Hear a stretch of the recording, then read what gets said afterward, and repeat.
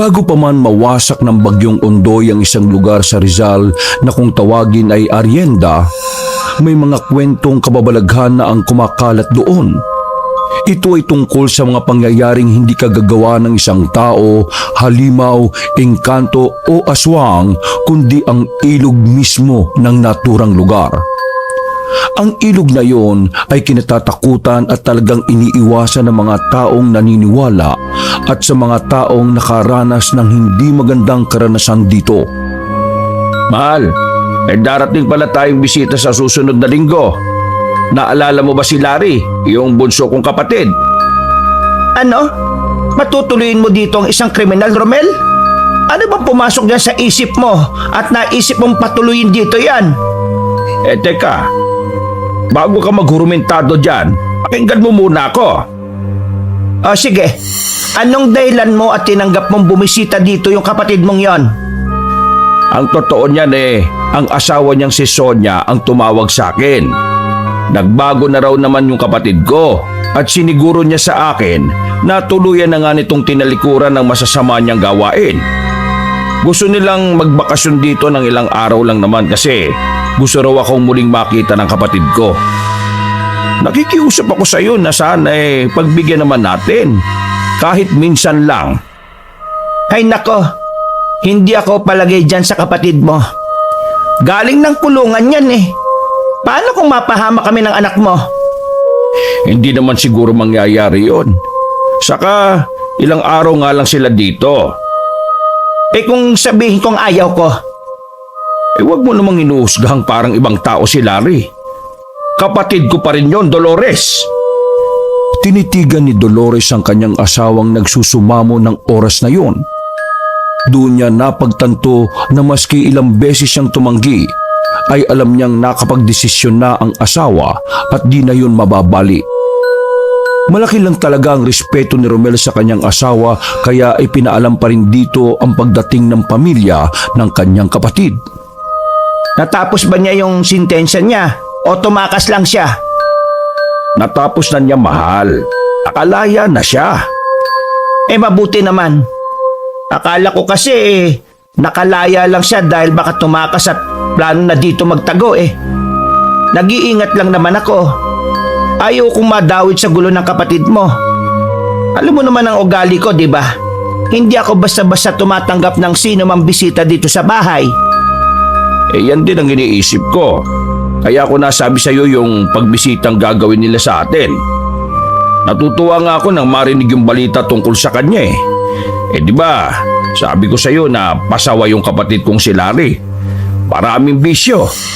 Pag-iinom, paninigarilyo, pambababae, at yung pinakamalala yung paggamit ng ipinagbabawal na gamot.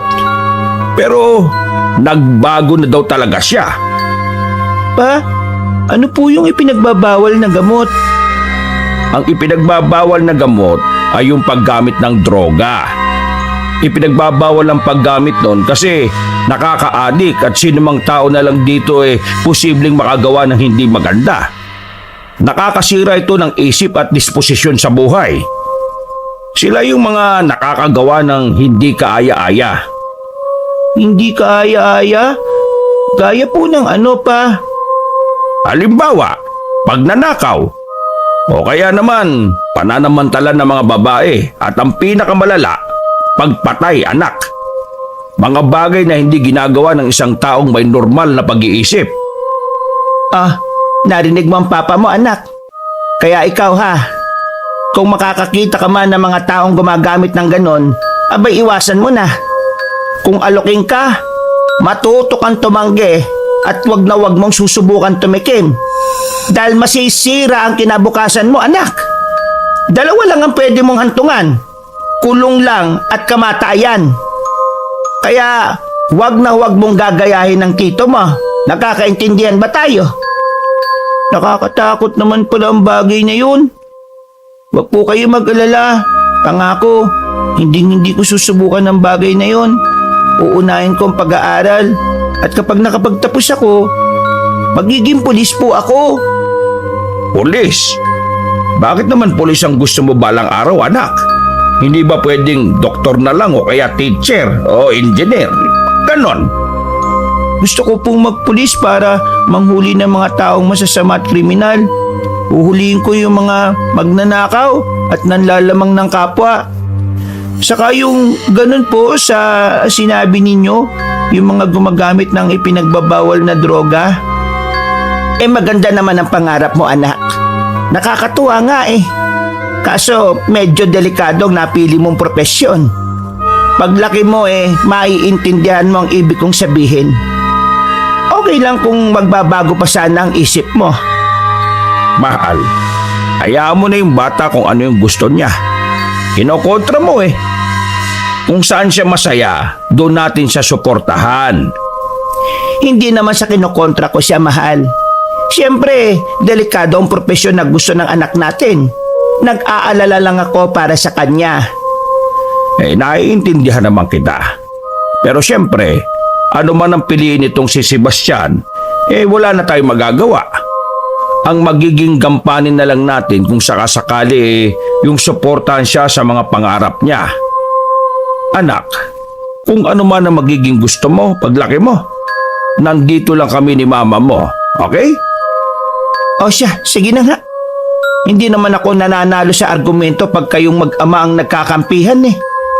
Suportado na kita. Isipin mo palagi lang kami na nasa likod mo, anak.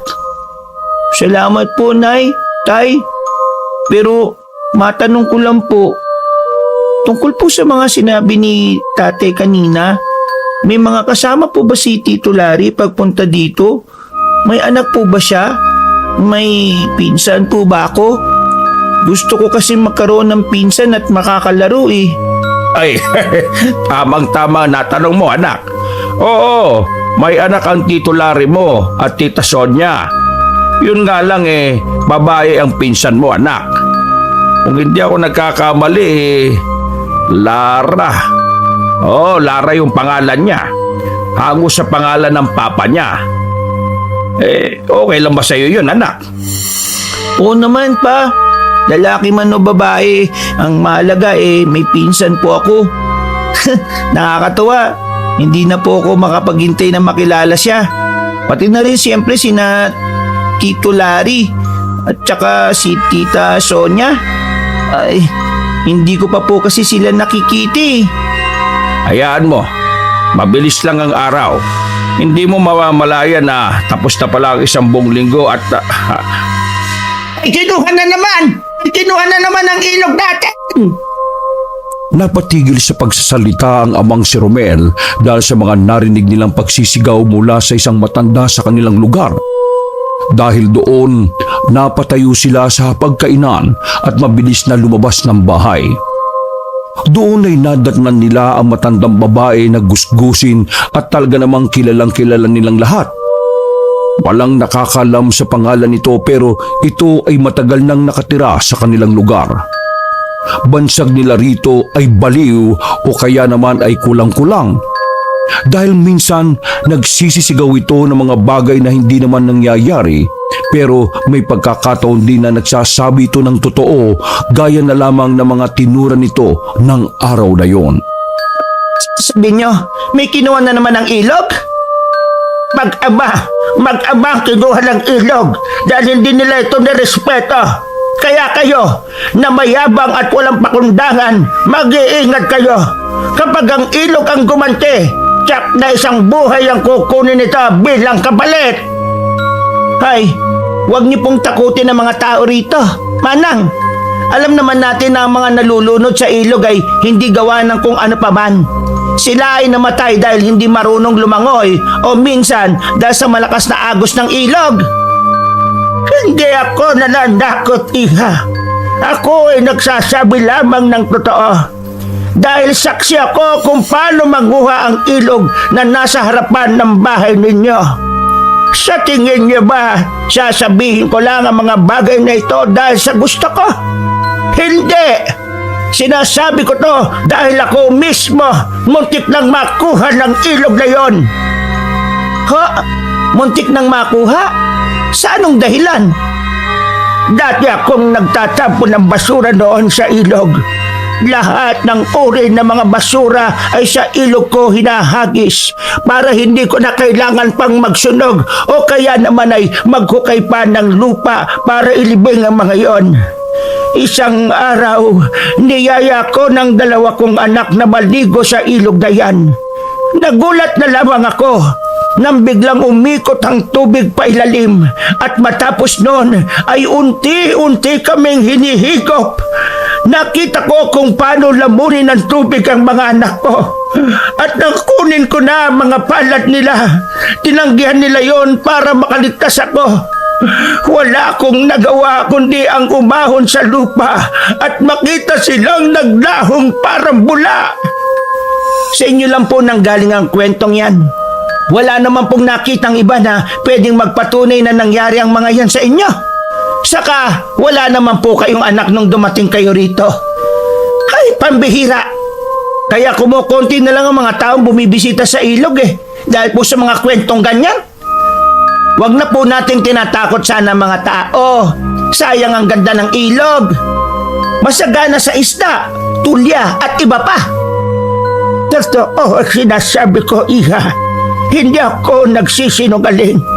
Sinasabi ko na sa iyo, kinuha ng ilog na yon ng mga mahal kong anak. Babala. Isang babala ang sinasabi ko sa inyo. Huwag niyong lalapastanganin ang ilog. Naniningil ito. Maniwala kayo. Manang, hindi naman po sa hindi kami naniniwala. Ang akin lang, huwag sana nating katakutan ng mga bagay na nagbibigay rin ng tulong sa atin kahit papaano. At saka, salamat po dahil may punto naman kayo. Dapat naman talaga nating irespeto ang ilog. Siguro, oo. Baka nga may naninirahan dyan kaya naman dapat alagaan natin ito at huwag dudumihan o gagawa ng mga bagay na hindi kaaya-aya. Tama po yun. Alagaan natin ang ilog at huwag katakutan. Tama anak. Oh, Manang, tama na po ha. Tama na ang pagkakalat ng katatakutan dito sa baryo. Baka matakot ang mga bata. Alam ko may punto kayo at gusto nyong iparating sa amin na dapat nire-respeto naman talaga ang ilog. Saan naman ho ba kayo papunta niyan? Gusto niyo po bang kumain na muna? May pagkain po kami sa loob. Ayaw niyong paniwalaan. Bahala kayo. Basta ako, nagsasabi lang ako ng totoo. Ang sinasabi ko ay nangyari lang ngayong araw. May kinuhang mag-ama ang ilog at makikita nyo sa ibang araw. Patutunayan ko na totoo ang sinasabi ko. Manang, gumagabi na po. Sige na. Umuwi na kayo kung saan po kayo uuwi. Hayaan po ninyo. Sa totoo lang naniniwala ko sa mga sinasabi nyo. Totoong nangunguha ang ilog. Di ba? Alam mo, marami nga dito ang nag-iingat dahil totoo ang sinasabi mo. Ginagawa mo. Hayaan mo na, sakyan na lang natin para di na humaba yung diskusyon. Ano yan? Bakit kayo nagbubulungan? Pinagbubulungan lang po namin na mali po yung mga taong tumatawag sa inyo na baliw. Di ka naman mukhang baliw Mukha ka ngang matino, saka mabait, matalino pa. Kaya yung mga tumatawag sa inyo ng baliw, hayaan nyo na lang po yun. Sila yung mga taong di nakakaintindi. Sige na ho, umuwi na ho kayo. Salamat naman kung ganon. O sige, mauna na ako. Kayong mga tao na nakikinig ngayon, sana talagang nakinig kayo at hindi lamang nakichismis. Matuto tayo sa pagkakamali ng ibang tao. Dahil malay ninyo, yun ang magliligtas sa atin balang araw. Nang makalis nga ang matanda ay bumalik na muli ang tatlo sa hapagkainan. Doon muli nilang pinag-usapan ng darating na bisita kasama mga tinuran ng matandang babae sa labas. Papa, ang galing mo kanina. Napalis mo kaagad yung baliw. Anak, Hindi tamang tawagin mo ang sino man sa mga ganyang klaseng bansag, ha? Masama yan. Isa pa matanda yon. At tulad nga ng sabi niya, matuto tayong rumespeto. Naintindihan mo ba yung mga sinasabi ko? Opo, sorry po. Ang ilog na tinutukoy ng matanda ay ang ilog ng Arienda.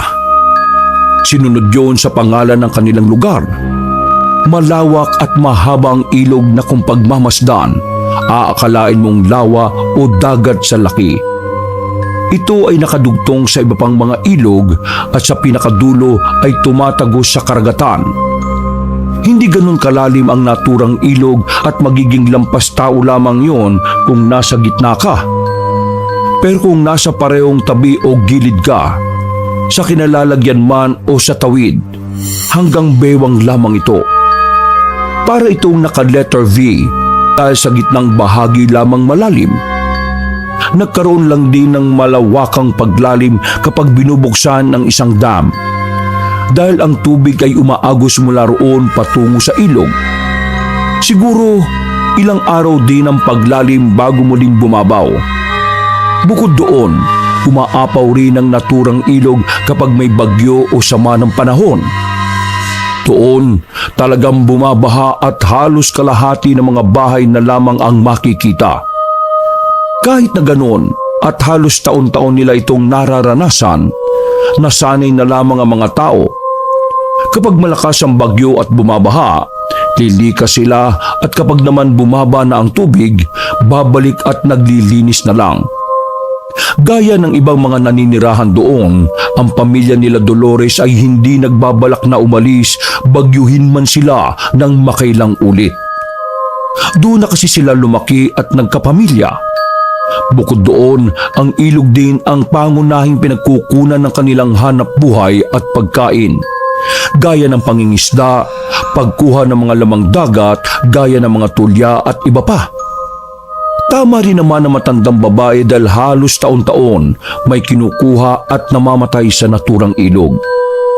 May haka-haka na ito ay tila ganti pero sa tuwing matatapos ang imbestigasyon, napapatunayan na nalulunod ang mga tao dahil maaaring malakas ang agos ng tubig o kaya naman ay hindi sila marunong lumangoy. Kaya naman ito ang itinatak ni Dolores sa isipan niya, sa asawang si Romel at sa anak na si Sebastian. Ayaw niya kasing lumaki ang mga ito pati na mga tao sa takot na hindi pa naman napapatunayan. O siya, kayong tapos na tayong kumain at nakapagligpit na rin naman si mama mo. Tara na sa taas at matulog na tayo. Marami pa tayong gagawin bukas. Pagkalipas ng magdamag ay nagulantang ang lahat sa isang masamang balita. Ang isinisigaw ng matandang babae kagabi na kanilang kausap ay nagkatotoo. Mabilis na kumalat ang balita tungkol sa nakitang bangkay na palutang-lutang sa ilog. Ang balitang yon ay nakarating pa sa may karatig na lugar. Totoo ngang may namatay na mag-ama sa ilog. Dolores, totoo ba yung balita na may nalunod na namatay talaga na mag-ama sa ilog? Ibig sabihin nagsasabi ng totoo yung matandang babae. Hindi naman pwedeng nagkataon lang yon. Walang nakakaalam ng totoong nangyari. Pero meron daw lumitaw na saksi kanina. Sabi niya nakita niya yung mag-ama na tumalon doon sa may tulay. Ang sabi niya nagpapayabangan daw yung mga yon kung sino ang pinakamatagal sa pagsisid. Kung sino ang unang aahon, yun ang talo. Ayun. Ayon sa nakasaksi, sabay na tumalon ang mag-ama. Pero wala nang umahon pagkatapos. Napaka-childish naman ang ginawa ng mag-amang yon. Ano naman ang pumasok sa isip nila para gawin ang ganong klase ng laro? Di ba sila natatakot sa tulay ang taas nun tapos totoong malalim ang tubig sa banda roon tapos mabato. Wala talagang makakaligtas nun. Ay, nako, kawawa naman sila. Sinabi mo pa. Pero ang alam ko normal na rin na ginagawa yon. Kapag naglalaba kami ng mga kumare ko sa ilog, ang dami naming nakikita mga kabataan na nagsisitalunan sa tulay. Wala namang namamatay. Yung talagang mag-ama ang nadali, ano? Baka naman hindi talaga sila marunong lumangoy. Pagkakaalam ko kasi kapag tumalon ka sa mataas na lugar at lumubog sa ilalim ng tubig, mahirap ang lumangoy pa itaas. Lalo na kung hindi ka marunong, baka ganun ang nangyari sa kanila. Baka nga. Kaya mahirap ang magpadalos-dalos. Mahirap gumawa ng katuwaang hindi naman kaya panindigan. Naaawa man ako sa kanila pero wala Ginusto nila yun Kaya palagi mong babantayan si Sebastian, ha? Maski malaki na yun baka biglang mag-aya ng barkada at tumalon-talon doon sa tulay. Hindi ko naman yung pinapagawi doon. Diyan lang sa may tapat natin yung naliligo kasama yung iba pang mga anak ng kapitbahay natin.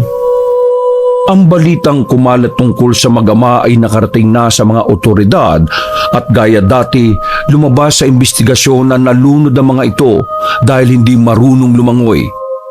Bukod doon, dahil malakas ang impact at pagkakalubog ay nahirapan talaga ang mga ito na makaahon mula sa ilalim.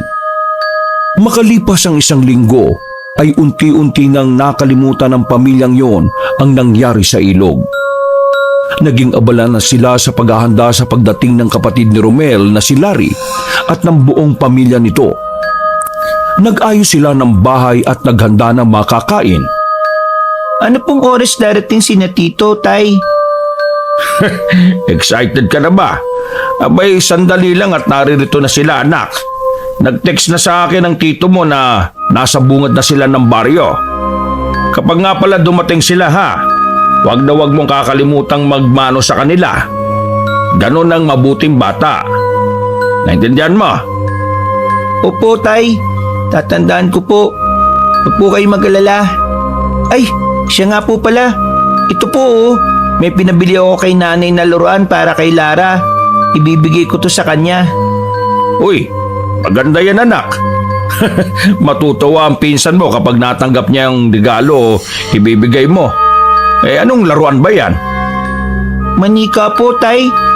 Di ba babae yung pinsan ko? Alam ko magugustuhan niya ito at masisiyahan siya dito. Tingnan niyo, ang ganda-ganda. Excited na akong makilala siya. Kapag dumating sila, naku, ililibot ko siya dito sa baryo. Tapos ay tuturuan kong lumangoy at mangunguha kami ng paros, tulya at mamimingwit kami ng isda. Ay siya nga pala, tungkol dyan sa ilog, anak. Siguro pagdating ng pinsan mo maglaro na lamang kayo sa bakuran o kaya naman dun sa hardin na ginawa natin sa likod ng bahay. Huwag muna kayong maliligo lalo na kapag wala kayo kasamang matanda. Alam mo na, delikado lalo na't mga bata pa lamang kayo. Paano po kapag inaya ko at gustong maligo ni Lara? Marunong naman po akong lumangoy kaya kahit papaano matuturuan ko rin siya. Isa pa, hindi naman po kami mapupunta sa malalim. Diyan lang po kami sa gilid-gilid at kung saan din matao. Sebastian, makinig ka sa akin, anak. Huwag matigas ang ulo, ha? Si Lara, hindi natin alam kung anong kakayahan niya. Ikaw, alam kong kabisado mo na sa lugar natin. Paano naman yung pinsan mo? Basta, huwag na huwag kayong magagawi sa may ilog na wala kayong kasama. Sige po, Nay. Tatandaan ko po yung mga bili nyo. Hindi na po kami gagawi doon sa ilog kapag di ko kayo kasama. Saka baka mamaya totoo yung sinasabi ng matanda na may nangunguha sa ilog. Nakakatakot. Yun na nga ang sinasabi ko sa'yo. Di man natin alam kung totoo hindi yung sinasabi ng matandang babae, kailangan pa rin nating mag-ingat. Wala namang mawawala sa atin kung papakinggan natin siya. Pinag-iingat ko lang kayo ng pinsan mo. Tumango si Sebastian sa sinabi ng ina. Pagkatapos ng kanilang seryosong usapan ay siya naman pagdating ng kanilang inaasahang bisita. Agad na sinalubong sila ni Sebastian at nagmano sa mga dumating. Nakita niya ang isang napakagandang batang babae na si Lara. Sabik siyang ibinigay kagad dito ang laruang manika nang maipakilala sila sa isa't isa. Masayang tinanggap yon ng bata. Dali-dali niyang inaya sa labas ang pinsan upang maglaro at ipinakilala ito sa kanilang mga kalaro na kapitbahay. Yung biling ko anak ha. Huwag kayong lalayo at magpupunta kung saan-saan. Opo, Nay! Nako, ikaw talaga Dolores oh. Manong hayaan mo na yung mga bata. Huwag ka na masyado mag-alala. Malaki na ang anak natin. Alam na niya ang kanyang ginagawa. Magandang tanghali, Ate Dolores. Kumusta po? Ay, oo nga pala mahal. Si Larry at ito naman yung asawa niyang si Sonia. Masaya ako na nakilala ko na rin kayo ng personal. Talagang matagal na panahon na rin talaga, kuya, no? Hindi tayo nagkita. Ngayon ay parehas na tayong may pamilya. In fairness, kuya, magaling kang pumili. Maganda ang asawa mo. Sonia, ito nga pala ang kuya ko. Yung palagi kong ikinukwento sa'yo. Magandang tanghali, Kuya Romel. Pagpasensya niyo na itong asawa ko ha. Talagang ganyan yan magsalita. Na-excite yata talaga dahil alam niyo na, matagal na din nakita ang labas. Ay nako, huwag mo nang ihingi na tawad ang mokong na yan. Kabisado ko na ang ugali niyan talaga. Magmula noon hanggang ngayon di ka pa rin pala talaga nagbabago, no? Palabiro at bolero ka pa rin. Kumusta nga naman pala yung naging buhay ninyo? Pasensya na kayo ha kung hindi man lang ako nakakapag-abot ng tulong sa inyo. Nung mga panahon na yun nagsisimula lang naman din kaming mag-asawa at sobrang hirap ng buhay. Nalungkot din naman ako nung mabalitaan ko yung nangyari. Ay naku, wala yun, kuya. Naintindihan ko naman yun. At saka, tapos na yun, no? Eto na ako, laya na ulit. Kumusta naman ang buhay mo doon? Ay naku, kuya, mahirap ang buhay sa loob. Iba-iba ang mga kasama ko ron. Saka palaging takaw gulo. Kung mahina ka, wala ka. Kung di ka marunong makisama o lumaban, talo ka talaga. Ay, ayoko nang bumalik doon, kuya. Nakakatroma. Maski sa loob ay nakikipag-away ka. Di ba pwedeng umiwas na lang sana? Hindi naman pwede yun, Kuya Romel eh. Hindi naman ako ang nagsisimula ng gulo. Minsan kapag sumiklab yung away, damay-damay na yun. Siyempre kapag kinanti na ako, lalaban din talaga ako. Alam nga naman magpatalo na lang tayo ng ganun-ganun na lang. Kapag mahina ka, ikaw ang palaging pagtitripan. Kaya kahit minsan, hindi ako nagpakita ng kahinaan sa lugar na yon. Lalaban ako hanggang kamatayan. Oh, ayan ka na naman eh. Ito naman eh. Noon lang naman yon nung nasa loob ako. Pero nagbago na ako ngayon. At talagang iniiwasan ko na ang gulo. Saka hindi na rin naman talaga ako nagbibisyo. Perwisyo lang sa buhay yun eh. Walang may dudulot na maganda. Tama yung ganyang mindset, bunso. Oo, kuya. Saka sa ngayon, inuuna ko na yung pamilya ko. Kailangan kong bumawi sa kanila eh. Yan, mabuti naman kung ganon. Masaya akong marinig ang mga magandang balita na yan. Sana, bunso, magtuloy-tuloy na yung pagbabagong sinimulan mo. At saka, tamang unahin mo muna yung asawa at anak mo. Dahil hindi natin kabisado ang panahon. Habang nandito tayo sa mundong ibabaw, mabuti nang iparamdam natin ang pagmamahal sa mga taong nakapaligid sa atin. Tingnan mo kami nitong si Dolores. Hindi kami mapaghiwalay dahil pinili namin ang mga bagay na nakabubuti para sa amin. Kaya nga, kuya eh. Kaya mo, sa panahong ito, talagang may isang salita na ako. Tutuparin ko lahat ng ipinangako ko sa sarili ko na tuluyang pagbabago. Ay, siya nga pala, kuya. Maiba lang. Nakita ko kanina habang papunta kami rito yung ilog. Ang ganda ah. Saka ang linis. Pwede bang maligo dyan? Ay oo, pwedeng pwede. Pero bago yon, magdadasal muna tayo sa harap ng ilog. Para, Uy, ayos yan. Sandali lang ah. Parang namiss ko talaga yung maligo sa ilog eh. Magtatanggal lang ako ng sapatos at damit. Maliligo lang muna ako, kuya. Hindi na napigilan ni Romel ang kanyang kapatid nang pumunta na ito sa tabi ng ilog. Napakamot na lang siya ng ulo dahil di pa nga sila tapos magkumustahan ay di na nito napigilan ang pag-aaya sa magandang ilog. Naiintindihan naman yun ni Romel. Alam niya na mula pa noon ay mahilig na talagang lumangoy si Larry at marahil ay na-miss lang nito ang ganoong gawain dahil medyo matagal din naman talaga siya sa loob ng kulungan. Samantala, inaya naman ni Dolores sa sala matapos silipin kung nasa ng mga bata. Nakita niyang naglalaro lamang ang mga yun sa bakuran. Naku, pasensya na kayo sa asawa ko ha. Alam naman ni Kuya Romel yan. Makulit talaga at pasaway si Larry. Malaki na at may edad pero minsan may pagkaisip bata talaga. Buti nga, hindi nagmana sa kanya yung anak namin eh. Yang si Lara, lumaking mabait. Tahimik at magalang ding bata. Ay ayos lang yun. Hayaan mo, ikaw na lang ang sumama sa amin mamaya sa ilog para magdasal. Isama na lang din natin ang pangalan ng kapatid ko. Yun din pala ang gusto kong itanong. Bakit kailangan pang magdasal bago lumangoy sa ilog? Marami pang namamatay dyan. Ay, hindi naman sa ganon. Naging tradisyon na kasi ng mga tao rito na magdasal lalo na kung may kapamilya o kaibigan kang dayo. Yun ay pagbibigay respeto na rin sa ilog at sa mga naninirahan dito. Ito nga si Dolores eh.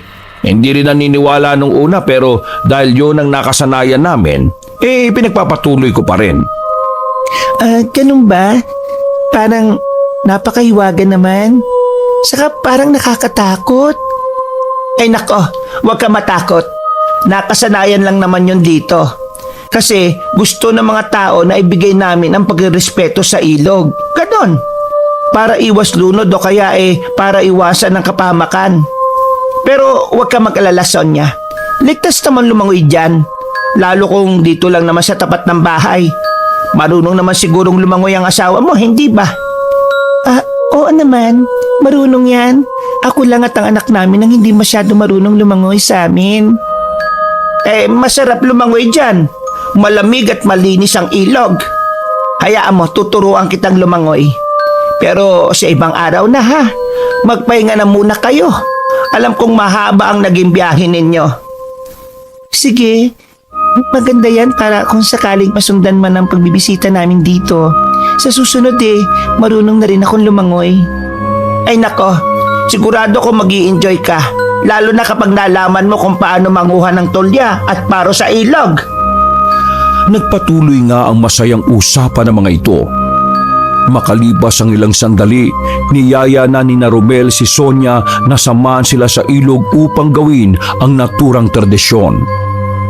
Pagdating doon, nadatnan niyang naroon pa rin si Larry at masayang naliligo at nagtatampisaw sa tubig.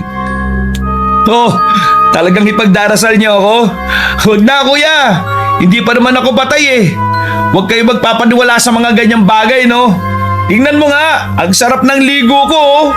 Kung may nakatira man dito, gaya ng Shokoy o kung ano pa man, di sana kanina pa ako kinain. Hayaan mo na lang na gawin namin to, bunso. Mabuti nang nakakasigurado tayo. Kesa naman magsisi tayo sa uli. Dolores, akin na yung kandila at itlog. Sonia, hawakan mo tong kandila at pumikit ka ha. Sabayan mo kami sa pagdarasal. Ipagdasal mo na sana sa tuwing lulusong kayo ng ilog maging ligtas kayo. Na narito lang kayo upang magsaya at hindi upang abusuhin ang tubig.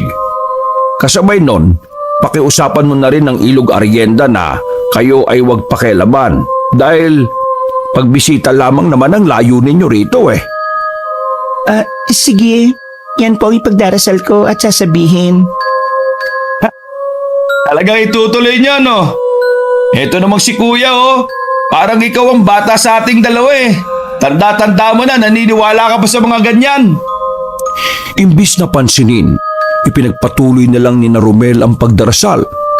Nang matapos, agad din silang bumalik sa bahay nila at inayos sa mga pagkaing niluto.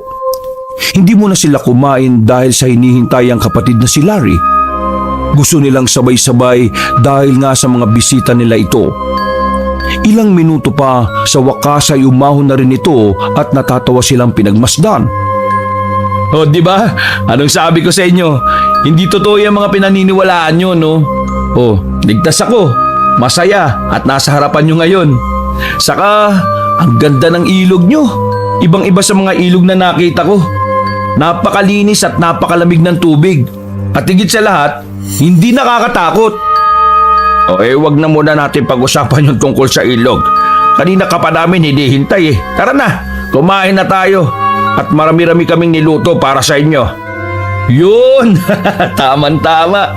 Nakakagutom pa naman ng maligo at magbabad sa ilog. Sebastian! Lara! Kakain na! Pumasok na muna kayo rito sa loob. Sabay-sabay na tayo dahil baka lumamig na itong pagkain ha. Mamaya na po kami, Tay. Tatapusin lang namin tong nilalaro namin ni Lara. Malapit na po. Sige, sumunod kayo ha. Magugas din kayo ng mga kamay bago kumain. Habang nasa hapagkainan nga ang mga magulang, hindi maiwasan ng dalawang bata na mag-usap ang mga ito. Na mga sandaling yon, naghuhukay sila at naglilibing sa lupa ng kung ano-ano mga bagay. Kasabay noon, naglalaro din sila ng mga robot, manika at iba pa. Totoo ba yung kwento tungkol sa tatay mo? Tiningnan lamang siya ng batang babae at hindi umimik. Adik ba ang tatay mo? Muli ay hindi siya sinigot ni Lara. Ni hindi rin ito tinapunan siya ng tingin. Patuloy lamang ito sa paglalaro. Pero ngayon, okay na siya, di ba? Hindi na siya gumagamit ng ipinagbabawal na gamot. Sa wakas ay tumingin sa kanya si Lara at sinagot ang kanyang tanong. Sinabi nitong may sasabihin daw itong isang sikreto, ngunit binilinan niya ang pinsan na huwag ipagsasabi ang sikretong yon. Sikreto lamang daw nila yung dalawa. Sige, akong bahala. Magaling ako magtago ng secrets. Yun din kasi ang tinuro sa akin ng nanay ko eh. Kapag may mahalagang bagay raw na sinasabi sa iyo ang isang tao, huwag mo daw ipagsasabi para din daw hindi masira ang tiwala ng isang tao. Nagsimulang dumaldal si Lara. Sinabi nito na hindi totoo na nagbago na ang kanyang tatay dahil ang totoo ay labis siyang natatakot sa kanyang ama. Ha? Bakit naman? Nakita niyang sumusungaw ang maliit na luha sa mata ng batang babae. Inamin nito na sinasaktan siya ng kanyang ama. Gayon din ay binubugbog din ng kanyang ina.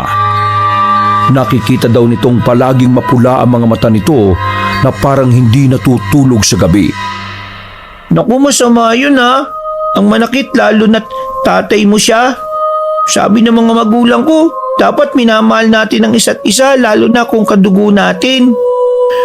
Biglang nakaramdam ng inggit ang batang babae sa sinabing yun ng kanyang kalaro. Pinangarap din niyang magkaroon ng ganong klase ng pamilya tulad ng kay Sebastian. Ngunit dahil sa ugali ng ama, ay alam niyang malabo nang mangyari yun. Lalo't palagi silang tinatakot ng kanyang tatay na kailangan nilang magpanggap na maayos sila upang hindi makialam ang ibang tao sa kanilang pamilya. Isang salita ang hiniling ng bata at yun ay sana makabalik na sa kulungan ng kanyang ama upang di na nito masaktan ang kanyang pinakamamahal na nanay. Nakakalungkot naman. Akala ko kasi lahat ng mga tatay at nanay mababait. Meron din palang hindi, no?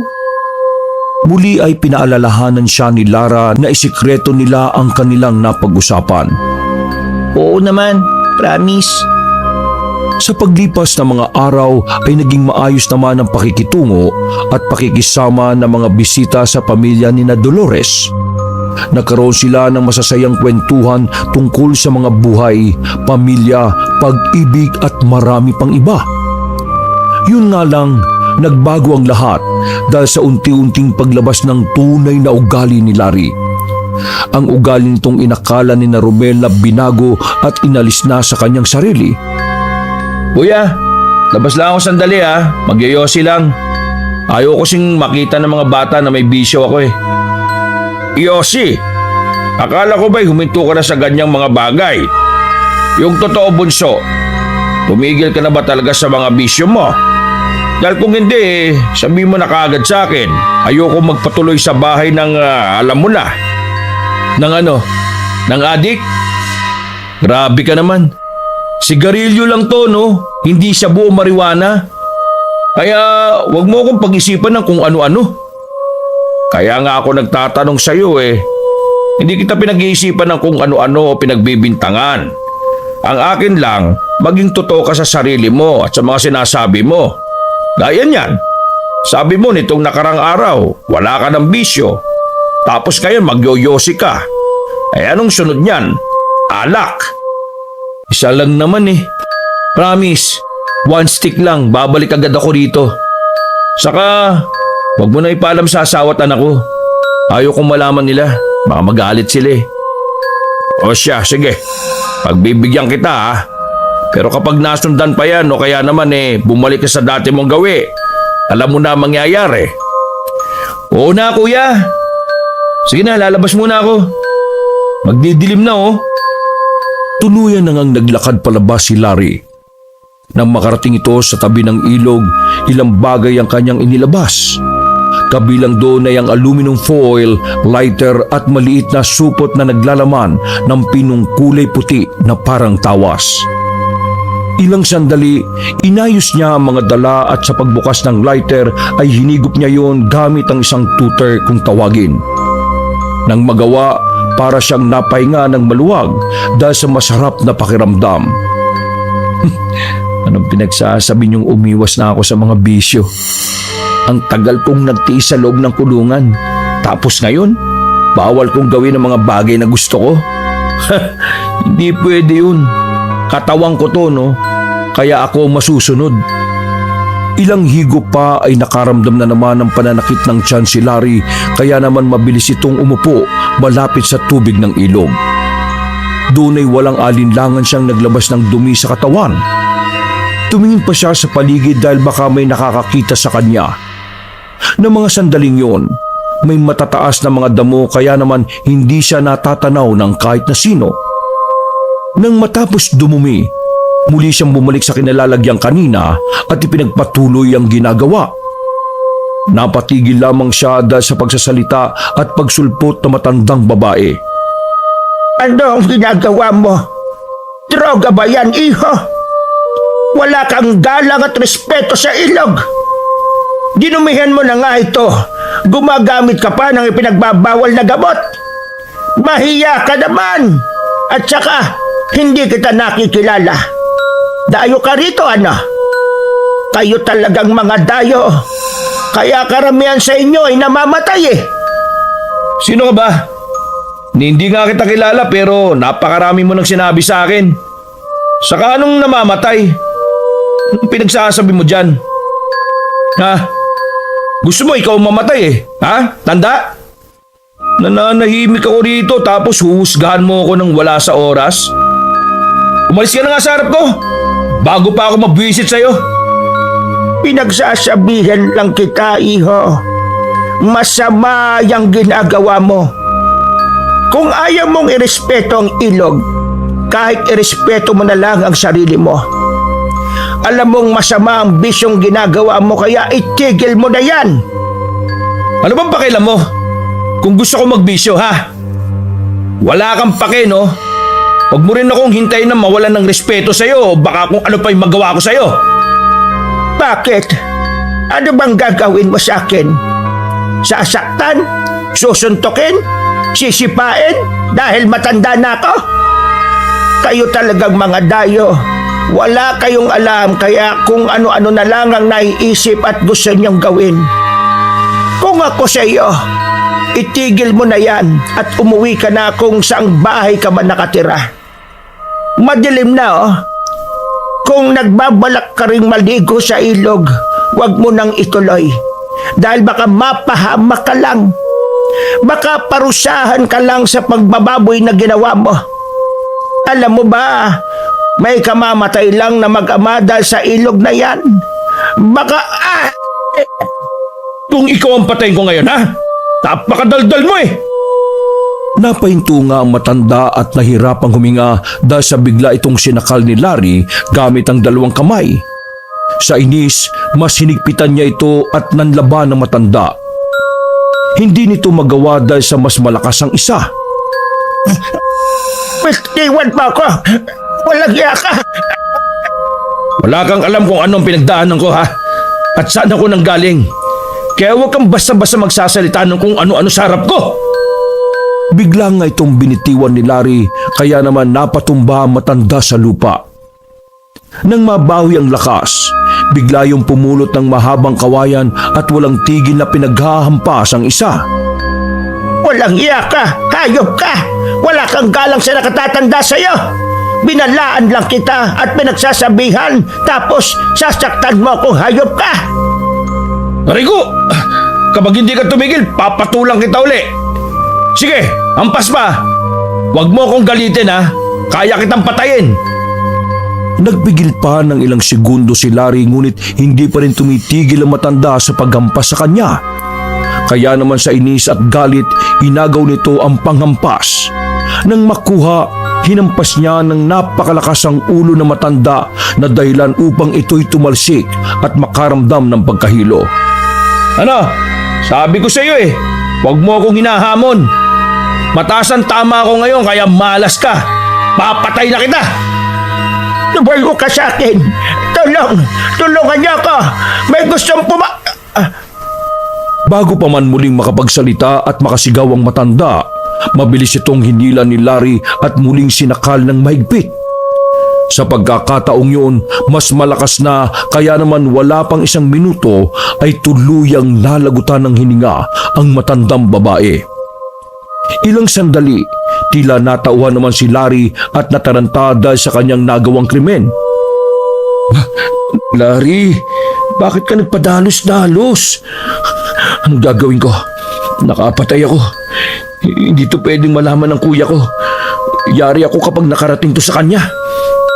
Mabilis siyang umisip ng paraan.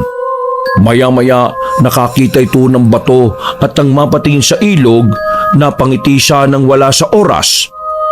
Bago gawin ang plano, napatanaw pa siya sa paligid upang makasiguro na walang nakakita sa krimen na kanyang ginawa. Nang masiguro, agad niyang hinila ang bangkay ng matandang babae patungo sa tubig ng ilog. Matapos noon, kinuha niya ang malaking bato na nakita. Naganap siya ng tali at nang makakuha, iginapos niya yun sa katawan ng matanda kasama ang bato. Ilang saglit pa, lumusong siya sa malamig na tubig at dinala ang katawan patungo sa malalim na bahagi. Nang magawa, hinayaan niya itong lumubog doon. Ilang segundo lang, naramdaman niya ang malakas na hampas ng hangin kaya naman nagtayuan ng kanyang mga balahibo mula sa lamig at kilabot dahil sa nagawang pagpatay. Bago pumasok ng bahay ni na Dolores, napahinga pa siya ng malalim at inayos ang sarili upang hindi siya paghinalaan. Nang makapasok, nagtataka ang Kuya Romel nito dahil sa basang-basa siya ng mga sandaling yun. Oh, naligo ka sa ilog. Gabing-gabi na. Oh, baka pati ang pagligo ko bawal na rin. Nainitan kasi ako kanina kaya naisipan kong magtampisaw ng ilang minuto sa ilog. O sige na, magbibis muna ako at magpapahinga. Sabi mo, di ba? May gagawin tayo bukas? Bago ko sagutin yung tanong mo, bakit parang may bago sa'yo ha? Bakit parang ampulan ng mga mata mo? Saka ng ilong mo? May sakit ka ba? Wala kuya. Napadilat kasi ako sa tubig ng ilog kanina kaya sumakit yung mga mata ko. Nakainom din ako kaya napaubo ko at napasinga. Pero sagot sa tanong mo, wala akong sakit. Sa ngayon wala kang sakit pero baka bukas meron na dahil naligo ka ng gabi sa ilog. Pero yun nga, may gagawin tayo bukas. Ilang araw na rin naman kayo rito kaya pwede na siguro kayong mag-ikot sa ilog. Mangunguha tayo ng mga tulya at paros. Yun lang ang gagawin natin? Wala nang iba? Sus, ang boring naman. Kung ganun lang, wag mo na akong isama. Matutulog na lang ako maghapon. May makukuha pa akong muta at mabahong hininga. Hindi naman kita pipilitin eh. Pero balita ko, maraming itlog ng bibi sa tawid ng ilog. Bala ko pa namang manghiram ng bangka para manguha doon. Ayaw mo ba talaga sumama? Teka. Ibang usapan na yan. Kapag sinabi mong mangunguha, magnanakaw tayo? Hoy, hinaan mo lang yung boses mo. Baka marinig ka ng mga asawa natin. Sikreto lang to kaya sana wag mong ipagsabi. Sabi kasi nakakilala ko, ngayon daw ang buwan ng pangingitlog ng mga bibi sa kabila o tawid ng ilog. Kapag nakarating tayo doon, magkukunwari tayong naghahanap ng mga tulya pero ang totoo mangangapa tayo ng mga itlog sa putikan. Yan, sige, game ako pag ganyan. Akala ko, ako lang ang pasaway sa ating dalawa Pinagbabawalan mo pa ako magbisyo pero ngayon tinuturuan mo ako magnakaw minsan lang naman to. Wala kasi akong ibang alam na banding na pwede nating gawing dalawa Minsan lang din tayo magkita kaya naman gusto kong maging memorable para sa atin. Sa bagay, kapag seryosong bagay kasi hindi tayo magkasundo Tama yan kuya. Dapat isipin mo rin kung saan tayo sasayang pareho. Gaya niyan. Pag nanakaw ng mga itlog, pasensya na, hindi ko maiwasang matawa Oo na, nakakatawa na yung gagawin natin. O sige na, magbihis ka at magpahinga sa kwarto nyo. Baka magkatotoo yung sinabi ko magkakasakit ka. Nagbanlaw na nga ito at nakapagbihis. Naging maayos ang paglipas ng mga oras, ngunit sa paglalim ng gabi ay naalimpungatan si Dolores dahil nakarinig siya ng mahinang pag-aaway mula sa katabing kwarto. Dahil sa kabang nararamdaman, ginising na rin ito ang asawang si Romel na mahimbing na sana ang tulog. Samantala, nanatiling tulog ang anak nilang si Sebastian na mukhang pagod dahil sa maghapong paglalaro kasama si Lara. Oh, bakit? Ano bang problema? Oras na. Tumayo ka nga muna dyan. Mukhang nag-aaway yung mag-asawa sa kabilang kwarto. Halika, pakinggan natin. Wag na. Hayaan mo na sila. Mag-asawa naman yan Matulog na lang tayo. Gabi-gabi na Halika na. Hindi ko ba alam pero kinakabahan ako Parang hindi magandang bagay yung pinagtatalunan nila. Tara na. Makikinig lang naman tayo rito sa dingding Oo na, heto na.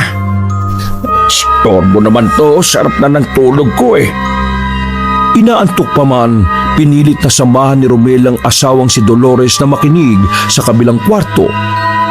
Inilapit nila ang isang tenga at pinakinggang mabuti ang usapan ng mag-asawang Sonia at Larry na mukhang may pinagtatalunan. Hindi ganun kalakas ang boses ng mga ito pero mababakas ang labis na galit at inis. Umamin ka na, Larry. Kitang-kita ko sa mukha at mga mata mo na gumagamit ka ulit ng bagay na yon. Akala ko ba tatalikuran mo na yon? Na kapag dumating tayo dito sa bahay ng kapatid mo, hindi ba nagkakawin yon? Ba't ba ayaw mong maniwala sa akin? Hindi nga ako gumamit ngayon. Saka, hinaan mo yung boses mo. Baka magising yung anak natin at marinig tayo ng kuya ko. Uulitin ko hindi ako gumagamit. Kahit paano naman kaya ko magpigil Huwag kang magsinungaling sa harapan ko, Larry. Hinayaan kita na bumalik sa bisyo mo nung nasa Maynila tayo pero huwag naman dito sa pamamahay at lugar ng kapatid mo. Nakakaya para sa kanila dahil bisita lang tayo rito. Isa pa, kahit para na lang sa anak mo, magbagong buhay ka na. Nakikiusap ako. Anong gagawin ko? Wala Baka nga talagang adik ako. Nakulong ako sa loob ng maraming taon at paglabas ko, akala ko'y nakalimutan ko na mga bagay na yon. Pero ang nangyari, nasabik pa ako lalo. Ibig sabihin, totoo nga ang hinala ko. Nakagamit ka ngayon ng droga. Diyos ko naman, Larry Pumili ka naman ng lugar at panahon. Kapag nalaman to ng kuya mo, mapapalayos kagad tayo rito. Tapos babalik tayo sa Maynila para mag-addict ka na naman? Alam mo, wala sanang problema kung may bisyo ka Kaso nag-iiba yung isip mo kapag nakakagamit ka. Sana, wala kang ginawa ngayon. Sana. Ano? Pinagbibintangan mo ba ako? Imbis na natutulog na tayo ngayon, pinagsasalitan mo pa ako ng mga bagay na walang katotohanan? Oo, alam kong nakakaya nga sa kuya ko. Kaya nga pinipilit ko magpigil Pero anong magagawa ko? Gumagamit ako pero kontrolado ko ang isip ko. Wala akong ginawang masama at lalong wala akong gagawin kung anumang bagay na sisira sa tiwala ng kuya ko. Siguraduhin mo lang. Dahil kung gagawa ka na naman ng katarantaduhan, iiwan ka talaga namin ng anak mo. Huwag naman ganun, Sonia. Imbis na tulungan mo ako magbago parang pinabayaan mo pa ako. Anong pinababayaan? Ilang beses na kitang pinagsabihan at kahit sinasaktan mo ko tuwing uuwi kang lasing at nakagamit, hindi kita iniwan. Pinipilit kitang intindihin kaya sana naman ma-appreciate mo yun. Huwag mo kong hintayin mapuno, Larry. Dahil baka yan ang maging desisyon ko. Ang iwan ka. Matulog na nga tayo, pakiusap. Huwag ka munang tatabi sa akin at sa anak mo. Hindi ko masikmura yung kasinungalingan mo at mga bisyo mo. Sus, napaka-arte mo. O sige, doon na lang ako matutulog sa kusina. Bukas itiko mo yung bibig mo Ayaw kong makarating to sa kapatid ko. Ayaw kong magalit siya sa akin at pagtabuyan ako. Kilala mo ko. Tiniis kita at minahal pa rin. Hindi ako yung taong sisiraan ka kahit sirang-sira ka na. Uulitin ko. Huwag mo lang hintayin na mapuno ako. Nang marinig ang mga usapan, hindi maiwasan ni Romel ang mapailing.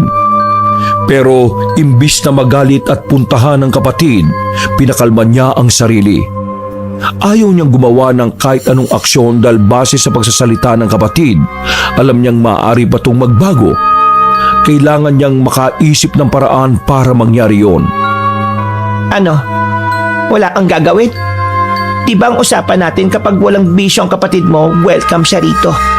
Pero kapag meron, ayaw ko siyang makita sa pamamahay natin. Ayaw ko ng adik at mas lalong ayaw ko ng lulong sa droga. Romel, magdesisyon ka dahil baka tayo naman na mag-away. Hindi ko alam, mahal. Gusto ko man siyang palayasin ngayon pero hindi ko magawa. Pwede bang bigyan natin siya ng ikalawang pagkakataon? Narinig mo rin naman ang usapan nila, di ba? Nakikita mo namang gusto niya ring magbago pero Ang taong gustong magbago, magbabago. Pero sa kaso ng kapatid mo, mukhang malabo na mangyari yon. Ilang taon siyang nakakulong tapos paglabas, droga kagad? Hindi ko alam pero wala na akong tiwala sa kanya. Pakiramdam ko sa mga susunod na araw, gagawa ng kalokohan yan. Sana naman hindi na umabot sa ganun, Romel. Ayaw kong tayo ang magsisi sa huli.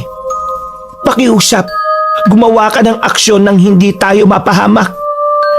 O sige. Kakausapin ko siya ng mahinahon at matino bukas.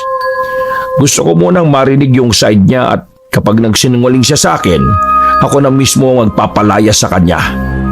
Siguro, hayaan na lang natin maiwan yung mag-ina niya rito. Total, sinasaktan niya rin naman ang mga yon sa Maynila. Baka lang ganun ang mangyari. Depende sa magiging sagot niya sa akin bukas. Bahala ka. Sana nga lang madaan niyang pagbabago niya sa matinong usapan. O sige na, babalik na ako sa pagtulog. Nang gabing yon, ay nahirapan ang makabalik pa sa pagtulog si Romel. Pinagmasdan niya ang asawa at anak. Ilang sandali, napapikit siya at napapailing. Pinag-iisipan niya kung ano ang mga magiging desisyon bukas ng umaga. Hanggang sa hindi niya na nga namalayan ang paglipas ng mga oras. Nakatulog siya. Sa pagsikat ng araw ay napadilat siya ng mga mata. Kulang pa man sa tulog, hinanap niya kagad ang kanyang bunsong kapatid na si Larry. Sa likuran ng kanilang bahay ay nadatnan niya itong nagiinom ng mag-isa. Nang pagmasdan niya ang mga bote, mukhang nakakarami na ito. Oh, napakaaga naman yan, Larry. Ano ba yan? Oh, kuya. Halika, samahan mo ako. Ay gustuin ko man na samahan ka dyan hindi pwede. Masama sa akin ang alak. Saka sobrang aga pa. Kakamulat ko pa lang ng mga mata ko ipapamumog mo sa akin kagad alak. Ayos lang yan, kuya. Pamatay virus din. Bakit ka ba nagiinom? May problema ka ba? Nagtalo kami ni Sonia kagabi. At hanggang ngayon hindi pa kami nag-uusap. Oy, ano naman ang pinag-awayan nyo? Malaking away ba yan?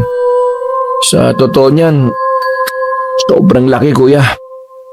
May sasabihin ako sa'yo pero sana pakinggan mo muna ako ha. Huwag kang basta-basta magagalit sa akin. Eh sige, ano ba yung sasabihin mo? Kuya, pinipilit ko naman magbago pero hindi ko ba alam. Bumabalik ako sa bisyo ko. Pigilan ko man yung sarili ko pero nananabik lang ako at hinahanap-hanap yung mga bagay na yun Yung sigarilyo, yung alak, pati na yung, alam mo na. Droga? Oo kuya pero Hindi mo na kailangang idepensa yung sarili mo, bunso. Kung gusto mo talaga magbago, alam mo na ang mga dapat gawin. Alam mong hindi mo na dapat pang balikan ang bagay na yun Binibigyan kita ng pagkakataon pero sana piliin mo ang tama. Hindi ako nagagalit ngayon dahil sa ginagawa mo. Nagagalit ako dahil napakasakit na makita ang sarili kong kapatid na naliligaw ulit ng landas. Teka, bakit parang hindi ka na nagulat? Bakit parang alam mo na ang lahat Siguro, narinig mo yung usapan namin kagabi, no? Hindi na importante kung narinig ko o hindi. Pero Larry, alam mong masama yung ginagawa mo. Nakulong ka na ng dahil dyan Ano pa ang gusto mong mapatunayan? Sa tono ng pagsasalita mo, parang sinasabi mo na gustong-gusto kong maging ganito ako Inuhusgahan mo na ako Bunso, hindi kita hinuhusgahan. At gaya ng asawa mo, naiintindihan kita. Ang kailangan mo lang gawin, ikaw naman na mag-isip at umintindi. Hindi sa lahat ng pagkakataon ng mga taong nakapaligid sa iyo ang dapat laging umuunawa. Larry, tulungan mo din ang sarili mo. Piliin mo kung ano ang alam mong tama. Akala ko pa naman kapag naging tapat ako sa iyo hindi mo ako huhusgahan at tutulungan mo ako Para kang yung asawa ko din Mga wala kayong pinagkaiba. Inuhusgahan niyo ako. Hindi naman ako masamang tao May puso din naman ako at may pakiramdam. Wala na talagang makakaintindi sa akin Ano ba yan? Ano ba pinagsasabi mo? Nakikinig ka ba? O sinasadya mo magbingi-bingihan? Larry, iproseso mo nga muna yung mga sinasabi ko. Ulitin ko Naiintindihan kita dahil kapatid kita. At higit sa lahat, hindi kita hinuhusgahan dahil mahal kita. At hindi yan totoo. Kung mahal mo ako bilang kapatid, sana hindi mo ako pinabayaan sa Maynila. Sana, nung makita mong naliligaw na ako ng landas, sinamahan mo ako tinulungan. Pero anong ginawa mo? Umalis ka at nag-asawa. Akala mo ba adik lang ako at walang nararamdaman? Kuya, nasasaktan ako at nagtatampo ako sa'yo. Kaya nga ako pumunta rito para makita ka ulit Para mabawi yung mga pagkakataon na nasayang bilang magkapatid natin. Teka, ano ba pinagsasabi mo? Maayos kitang iniwan noon. Saka matanda ka na. Hindi naman pwedeng sa'yo na lang umikot ang mundo ko noon. Saka nag-usap naman tayo, di ba? Pero kung yun ang nararamdaman mo, sige. Hihingi ako ng pasensya sa'yo. Pero yung landas na pinatunguhan mo, abay hindi ko kasalanan yun. Choice mo yun. Pinabayaan mo talaga ako noon, kuya. Ang sama mo. Kung alam mo lang kung ano ang mga naging karanasan ko nung iniwan mo ko kay Lola. Masama si Lola. Nananakit siya noon. Wala ako naging takbuhan kundi ang barkada hanggang sa natutunan ko na nga yung mga ganitong bagay. Kasalanan mo kung bakit ako naging ganito. Pare-parehas lang talaga kayo Katulad ng matandang napatay ko. Ano? Anong sabi mo? Ano matandang napatay? Wala yun. Dati pa yun nung nasa kulungan ako. Nabanggit ko lang. Siya nga pala, uwi na kami ng pamilya ko. Nararamdaman ko kasi na hindi na kami welcome sa bahay na to. Ramdam ko sa kilos at lalo na dyan sa asawa mo. Salamat na lang sa pagpapatuloy sa amin. Teka, hanapin ko na lang yung anak ko at uuwi na kami. Oo, teka! Hindi pa tayo tapos mag-usap, bunso! Hoy! Bumalik ka rito! Naiwan ngang naiinis at nagtataka si Romel. Gusto niya manghabulin ng kapatid ngunit natulala siya at napapaisip sa mga katagang binitiwan nito, lalo na ang salitang matandang napatay. Hindi niya agad maunawaan kung ano ang ibig sabihin nito. Habang naroon, ilang minuto ay dumating na rin si Dolores kasama ang asawa ng kanyang kapatid na si Sonia. Oh, bakit ganyan ang itsura mo, mahal? Ha? Ay, wala naman. Nakita mo ba rito si Larry, kuya? Nagiinom lang siya rito kanina nang iniwan namin. Karoon kami ng pagtatalo eh. Pinagsasabihan ko lang naman na ayusin na niya yung sarili niya. Ayun, nagalit. Hinuhusgahan ko daw siya. Naku, pasensya na kayo, kuya. Ewan ko ba sa asawa ko kung anong nasa isip? Nakakaya talaga. Mabuti pa umuwi na lang siguro kami at... Ay nako, Sonia. Huwag kang mahiya. Wala ka naman naging kasalanan eh. Ang totoo niyan aalokin sana namin kayo ni Lara na magbakasyon na lang muna talaga dito sa amin. Ngayon, kung ayaw ni Larry na magbago, siya lamang ang uuwi sa inyo, dun sa Maynila. Dito na lang kayo ni Lara. Naku, hindi papayag si Larry niyan, panigurado. Matigas ang ulo nun kaya tsak napipilitin kaming sumama sa kanya ano man ang mangyari. Mamaya iaayos ko na yung mga gamit namin. Sayang lang at hindi matutuloy yung pangunguha natin ng tulya. Pwede naman natin ituloy. Ano, tara na, ngayon na. Huwag niyo na munang isipin ang pag-uwi. Teka, wala si Larry. Nasaan na kaya yun? Sige na, mauna na kayo sa ilog. Hahanapin ko lang siya at susubukan kausapin ulit. Sige, mauna na kami, Ramel, ha? Yung mga anak natin, pakihanap na rin. Kung lulusong man sila sa ilog mamaya samahan mo. O sige, hahanapin ko na rin yung dalawang bata. Mauna na kayo, susunod ako. Yun nga ang ginawa ng dalawang ginang.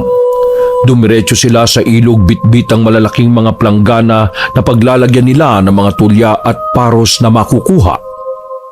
Sa hindi inaasahan, nagtataka si Dolores dahil nang magsimula sila, wala pang 5 minuto ay halos mapununan nila ang lagayan. Ng mga sandaling yon, napakaraming tulya at mga paro silang nakapa at nakuha sa maburak na ilog ng Arienda. Sa maburak na ilog ng Arienda. Ang dami nito Tingnan mo pati doon sa mga kapitbahay nyo marami ring nakuha. Ganito pala kasagana ang ilog ninyo. Nakakabilib naman. Dito kapag masipag ka, hindi ka magugutom. Oo, masagana ang ilog namin pero ibang-iba ngayon Hindi ko ba alam pero bakit marami tayong nakukuha at kinakabahan ako sa hindi maipaliwanag na dahilan. Para bang may hindi magandang mangyayari kasi nagbibigay ng labis na biyaya ang ilog Baka naman nagkataon lang o kaya swerte lang ngayong araw. Sana nga, ganon ang nangyayari. Habang nagpapatuloy ang dalawang ginang sa pag-uusap at pangunguha, parami na rin ng parami ang mga taong lumulusong upang manguha ng mga naturang tulya at paros. Lahat sila ay nasasabik at tuwang-tuwa dahil sa unang pagkakataon lamang ito nangyari sa kanila. Tulad nila Dolores, iniisip din ng mga iyon na baka natuwa ang ilog sa kanila, kaya't labis-labis ang biyayang ibinibigay. Samantala, sa panig naman ni Larry, muli itong naglabas ng foil, lighter at droga. Sa pagsindi, muli siyang suminghot ng ipinagbabawal na gamot. Muli siyang suminghungot ng ipinagbabawal na droga. Dahil doon, tila nawalan na naman siya sa sarili at ang nasa isip niya lang ng mga sandaling yon ay ang mahanap si Lara at umalis na sa naturang lugar. Ilang sandali, natagpuan niya ang anak sa isang malawak na damuhan habang kasama ang pinsang si Sebastian. Nang mga sandaling yon, Pawang naglalaro ang dalawang bata ng espadahan gamit ang matataba at matataas na mga damo. Nang makalapit ay agad na hinila ni Larry ang anak. Tara na, umuwi na tayo, Lara.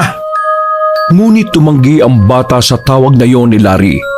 Sinabi nito sa kanyang ama na nais pa nitong makipaglaro. Ngunit pabigla siyang hinablot ng ama. Nagreklamo ang bata sa sakit ng pagkakahawak sa kanya. Wala akong pakialam. Hindi tayo kina kuya uuwi kundi sa bahay natin sa Maynila. Huwag ka nang magpubiglas pa. Uwi na tayong dalawa. Agad na nanlaki ang kanyang mga mata. Nang malamang iuuwi siya ng kanyang ama sa lungsod at hindi nila kasama ang kanyang ina. Mariin niya itong tinanggihan at pilit na kumakawala sa pagkakahawak ng ama. Anak, huwag mo akong gagalitin ha. Isang salita. Dapat nakakaintindi ka na. Bibilang ako ng 3. At kapag hindi ka sumama, papaluin kita. 1, 2, 3. Bitiwan mo si Lara, Tito. Ayaw niyang sumama sa'yo kaya sana wag mo siyang pilitin. Kapag pinilit mo siya, isusumbong kita kay Papa. Huwag kang mangialam dito, bata. Huwag mo akong galitin ha. Baka gusto mo ikaw ang saktan ko. Visit na ako sa papa mo kaya sana rin huwag ka nang dumagdag pa. Lara, tara na, uwi na tayo. Nang makapagbilang nga ng 3 at ayaw pa rin sumama ng bata sa kanyang ama, kaya naman walang magawa si Larry kundi ang buhatin ito at sapilitang isama sa kanya. Bago pa man makalakad at makalayo, hinawakan ito ni Sebastian sa binti at kinagat ng malakas. Dahil doon, nabitiwan nito ang anak na si Lara. Aray! Walang iya kang bata ka. Manda ka sa akin, papatayin kita. Lara, tumakas ka na. Pumunta ka sa nanay mo at isumbong mo si Tito. Napatigil ang bata dahil sa ginawang paggampas ni Larry sa ulo nito mula sa may kalakihang bato na napulot sa lupa. Ilang sandali, bumagsak ang katawan nito at dahan-dahang nagdilim ang paningin habang tumutulo pababa sa kanyang noo ang sariwang dugo. Kayo sa akin. Sabi ko sa'yo huwag mo akong gagalitin Dahil hindi ko nasaktan ng papa mo, ikaw na lang ang pag-iinitan ko at papatayin. Nagulantang ang batang babae nang pag-aampasin ng kanyang tatay ang ulo ni Sebastian hanggang sa ito'y mawalan na ng buhay. Dahil doon, napatakbo si Lara upang puntahan ang kanyang ina pati na ang mga magulang na namatay niyang pinsan. Hahabulin pa sana ito ni Larry ngunit natulala na lamang yon dahil sa mga nagawa. Tila bumalik siya sa katinoan at saka lamang naunawaan na napatay niya na ang sariling pamangkin. Ilang sandali, wala siya sa sariling nagtungo sa tabing ilog upang kitlin sana ang sariling buhay. Pero bago mangyari yon, nakarating na si Lara sa harapan ng kanyang inang si Sonia at ni Dolores. Nang makita ang batang umiiyak, napaahon ito upang kausapin yon. Sakto ring naroon at parating na si Romel dahil kanina pa ito naghahanap. Kaagad na sinabi ni Lara sa mga ito na wala na si Sebastian at pinatay ito ng kanyang tatay. Ano? Pinagsasabi mo? Saan si Sebastian? Saan ang anak ko? Itinuro ng bata kung saan naroon ang dugo ang katawan ng pinsan. Hindi totoo ang sinasabi mo. Romel, nasaan ang anak natin? Di ba sabi mo, hahanapin mo siya? Nasaan na siya? Nasaan na? Bago pa magsalita ang lalaki, ay agad nitong tinungo ang direksyong tinuro ng batang si Lara. Habang naglalakad ng mabilis, labis na kaba ang kanilang naramdaman at paulit-ulit na sinasabi sa isip na sana nag-iilusyon lang ang kanyang pamangkin dahil nakakatakot ang mga sinabi nito. Ngunit napahinto siya at nagulantang sa mga nakita. Gaya nga ng sabi ng bata, naroon si Sebastian sa damuhan. Napapaliguan ito ng sariling dugo at wala ng buhay. Hindi! Ang anak ko! Di Sebastian! Hindi ka patay! Anak! Hindi pwede mangyari to! Huwag mo kaming iwan ng tatay mo! Anak ko! Sa galit, Nanginginig pa man at naghihinigpis ay mabilis na hinanap ni Romel ang kanyang bunsong kapatid na si Larry. Ilang sandali, natagpuan niya itong palusong na sa ilog. Nang maabutan, isang malakas na suntok at sipa ang binigay niya rito, kaya naman tuluyang yung nahulog sa tubig. Nang umangat yun, tumalon siya patungo rito at gamit ang kanyang bisig, inipit niya ang leeg nito. Walang hiya ka! Pinatay mo ang anak ko! Pinatay mo ang sarili mong pamangkin! Bakit? Bakit mo ginawa yon? Hindi ko alam, kuya. Hindi ko alam kung bakit ko nagawa yon. Hindi ko sinasadya. Hindi ko gusto dahil nawala ko sa pag-iisip ng dahil sa droga. Ilang beses ka na nga namin pinagsasabihan tungkol sa bagay na yan, pero anong ginawa mo? Ipinagpatuloy mo pa rin. At ngayon, dinamay mo pa ang anak ko. Hindi kita mapapatawad. Papatayin din kita. Inikpitan pa nga ni Romel ang pagkakakapit sa leeg nito. Makailang beses na nilunod pero dahil malakas ang isa, nakakalaban ito kahit na papano. Mamamatay ka! Mamamatay ka! Kuya, tama na! Ayaw ko bang mamatay? Kuya, pakiusap!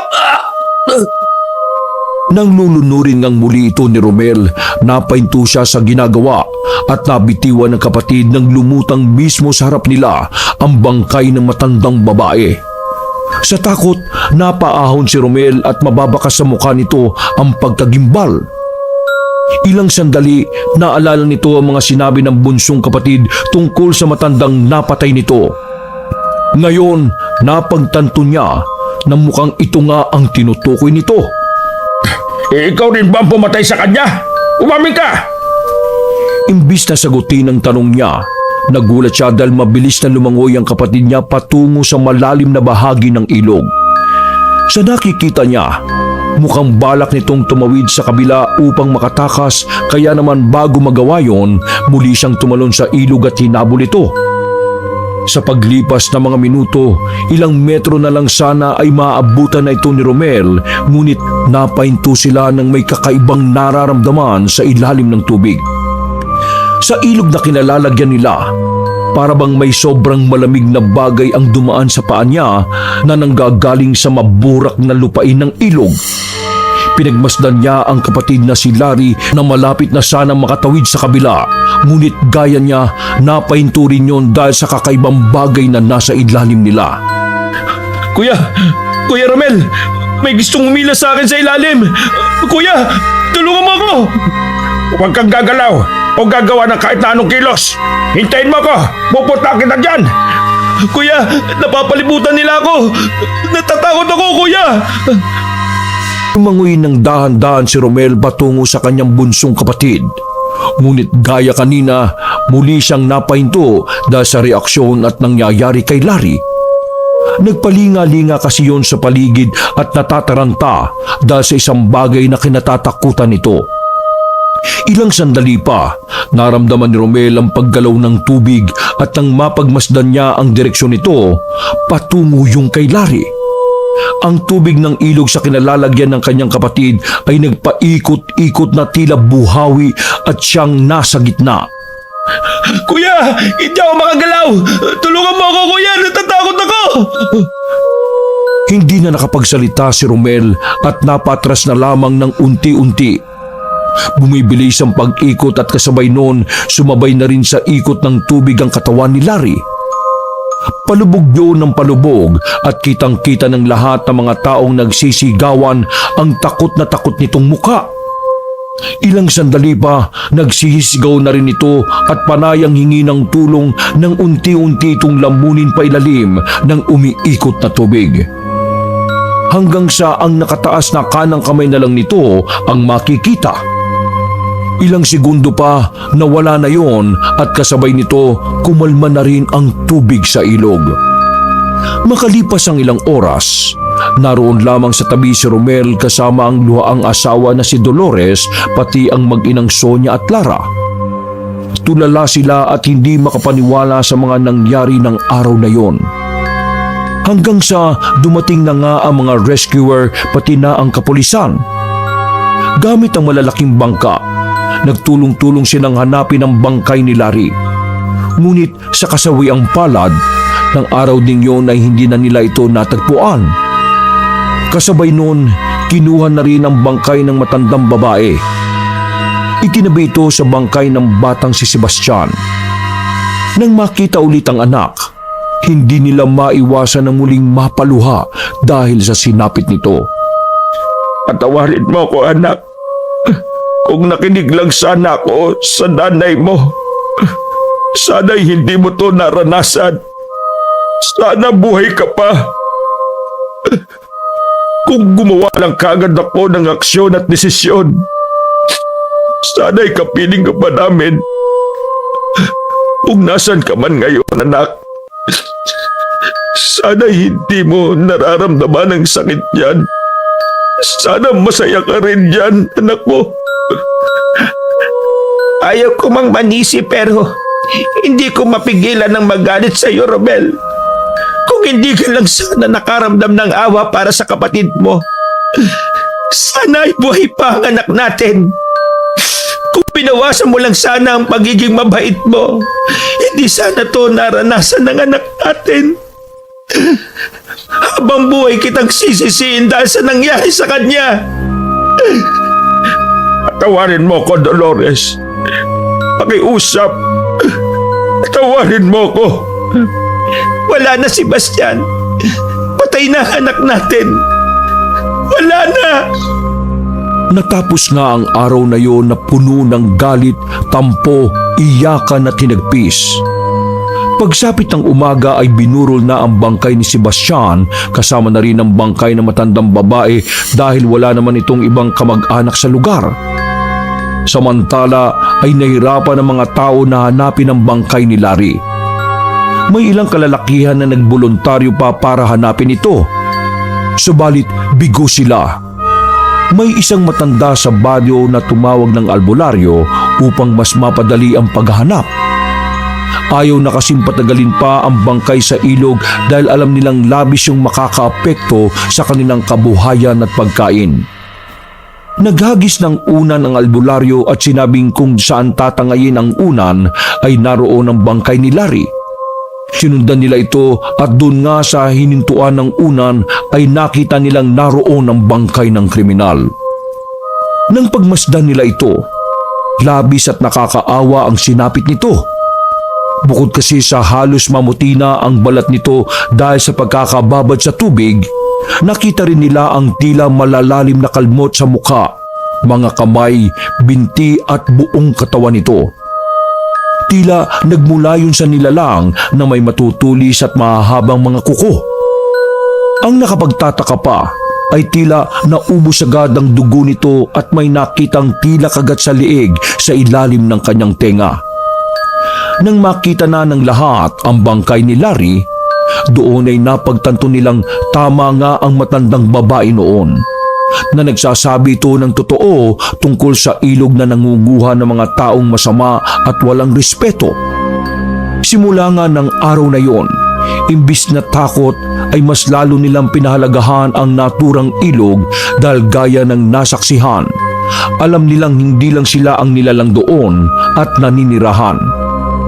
Simula nga ng masaksihan ng mga tao ang pangyayaring yon, ay marami na ang umiikot-ikot na kwento tungkol sa ilog. May mga nagsabi na maaaring syokoy o sirena na nagbabantay sa ilog ang may kagagawan nun.